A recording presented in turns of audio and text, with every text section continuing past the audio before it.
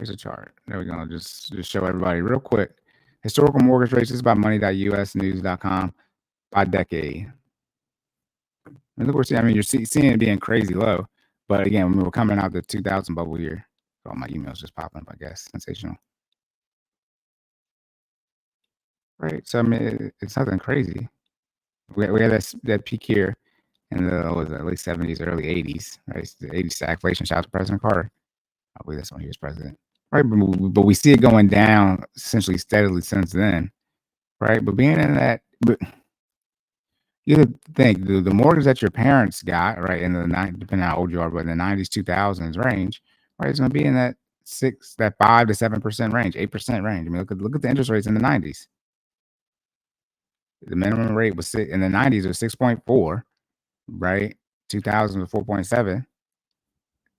I mean, again, this is what it is. And even though I was paying mortgages in 2012, again, people, they was getting their mortgages, the ones I was paying, people had mortgages from 2000s and 90s. So seeing the 6, 7% range, 8%, that was not the norm.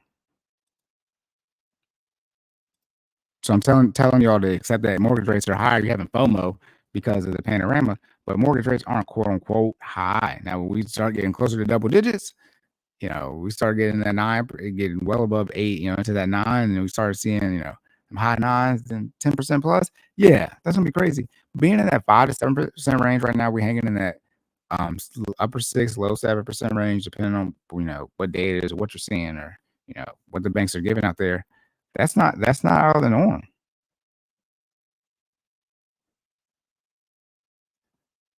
To that end, home price growth could slow down from 5.5% in 2023 to 3% or even 0% in 2024. The company said, which would be the slowest pace of growth since 2019. All right. Again, since you're all locked and loaded, end of the episode. Again, homes are overvalued in much of the U.S., with these 5 states leading the list. Again, by Arathi Swaminathan. I'm struggling with that name. Look, y'all. Necessities, debt payments, investments, lifestyle. No, the value of the homes, kind of, they are what they are in the sense of you can't control the market, and you got to understand whatever your price range is for a home. Most people are going to tell you to base how much you can afford from a housing standpoint from a percentage of your income. And so, how math works, right? If you're going to do it based off percentage of your income, then you take that monthly payment based off percentage of income. Usually no more than 25%. Some people are more aggressive. They might say around 20%, but usually no more than 25%. So if you make $10,000 a month, then your mortgage payment can be, or your rent, whatever your housing payment, no more than $2,500. Now, by the way, $10,000 a month net, right? Net is $120,000 a year. But a lot of times people base that 25% more off your take-home pay, which would be really just after insured taxes are taken out. They don't have you equate if you're putting into retirement or if you're putting into your healthcare and things like that come out. So it's based off your taxes. So you got to do a little funny math. But if you just want to do long story short, you just do it based off of your net to make it simple.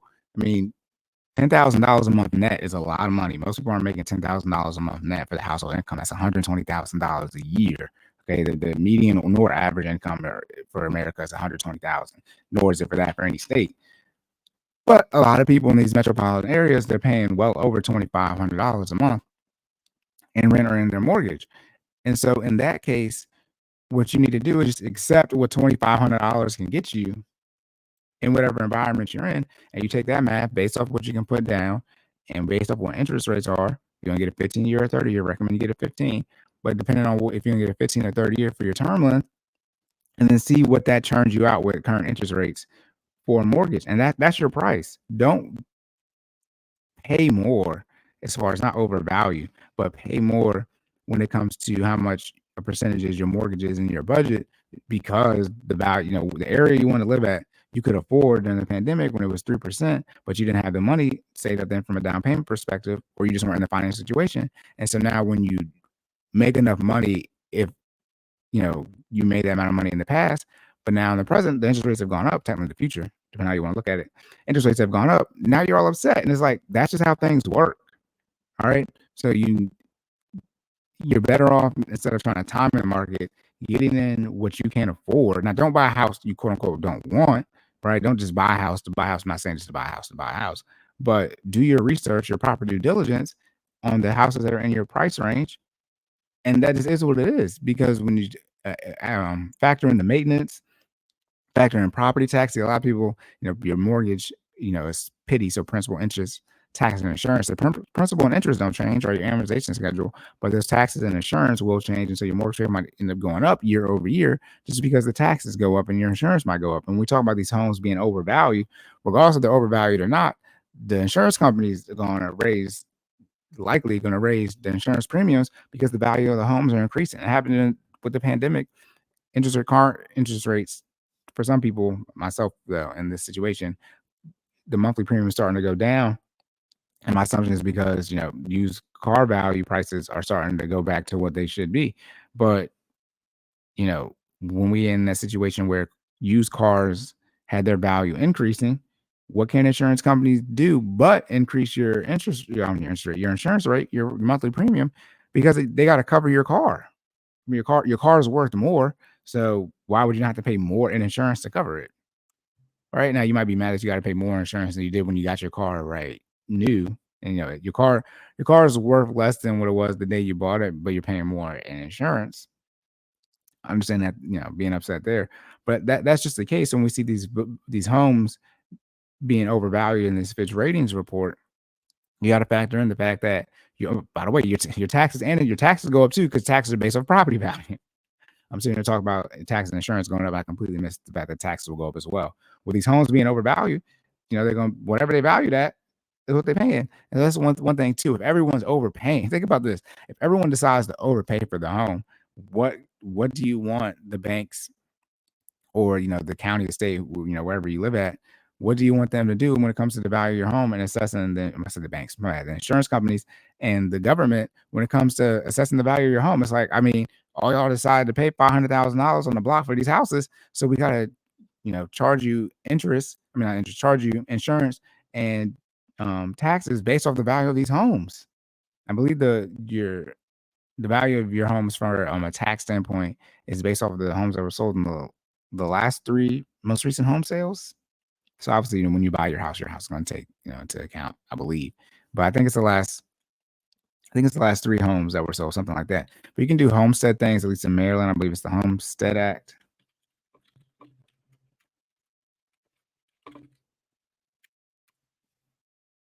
Yeah, Maryland Homestead Property Tax Credit Program. Don't know what it is for other states, but you can Google the Maryland Homestead Property Tax Credit Program, which in short is going to make it so you don't have a crazy increase with your taxes. You have to Google for the other states out there exactly what it is. All right. But that's it, y'all. Locked and loaded. End of the episode. Make sure y'all comment, like, share, and subscribe. Shout out to the YouTube algorithm. Make sure you leave those rating reviews on the podcast platforms as well. My information, as well as my coach Jordan information, can be found on the description on YouTube. I was supposed to tell y'all to comment, like, share, and subscribe in the middle of the video. I didn't do that. Make sure y'all comment, like, share, subscribe. Again, appreciate y'all engaging with us, running the numbers up, leaving comments, adding more books to my list of books that I need to read, all that type of stuff. Jordan Stop Stalling J. His business page is FinallyFit.live, where you can go to sign up for the 5:30 a.m. Eastern Standard Time virtual training sessions. And then I'm Cory for the financial information. All right. Look, y'all, mortgages is what it is. My wife and I mean, we slowly but surely ramping up on looking for a house, and it is what it is. Now we're in a situation where we're not gonna have to pay property. We don't pay property tax. I didn't say that. That's what I was gonna say. Because I've been talking to y'all about my wife putting in for 100%. She secured that 100% PNT. So we're saying that we're not worried about property taxes over here. Now we are going to most likely 99% chance use the VA loan. With the VA loan, you don't have to put any money down. We're still gonna put money down. But as far as what you have to do, so we gotta pay for closing costs, obviously. But we have to put the money down since she's a disabled veteran. We don't have to pay the VA's version of a PMI. So again, you got to look at the benefits out there. But now we're going to have to pay property taxes either. All right. So I mean, everybody's recent financial situation / the resources that they bring to their household is different, but you got to look at the situation that you're in and operate as best you can for your situation. That's why it's personal finance, right? Everybody's personal financial situation is different. We can give you general stuff out here that we think you should execute on. This is why I meet with people individually to see exactly what they're going on, because you equate people's kids into the situation, people's medical issues that they may or may not have, all that type of stuff. I can just speak generally to it. I generally think that but I want to speak over y'all that you're healthy. Although in America, in general, most people are not healthy. So maybe I should assume that y'all are not doing, good from a health standpoint. But Jordan isn't here to, have the voice of reason from like an expert standpoint, so to speak, on what people's health situations. So if I say something wild, Jordan come in, with his personal trainer certification, things like that, and be like, "That's not the situation, Cory." But in America, most people, most people are struggling financially. Most people are struggling financially in America, and most people are struggling from a health standpoint in America. Every now and then, when I see something crazy like some food thing, I'm like, man, heart disease is going to be undefeated. Panorama, right? All those people died during the panorama, but still, number one thing was heart disease. People complain about cancer too. Number one thing is still heart disease. All right, so I need to exercise. Drink water, stretch, get on a budget. Take care of your health. Your health is your wealth. But those are things that people got to think about when they're factoring in what they're going to get from a mortgage standpoint. All right, that's it, y'all. Locked and loaded. Remember to save more and say less. Keep making better your mind. Y'all, I'm not tired. I am tired, but whatever. Remember to save more and say less.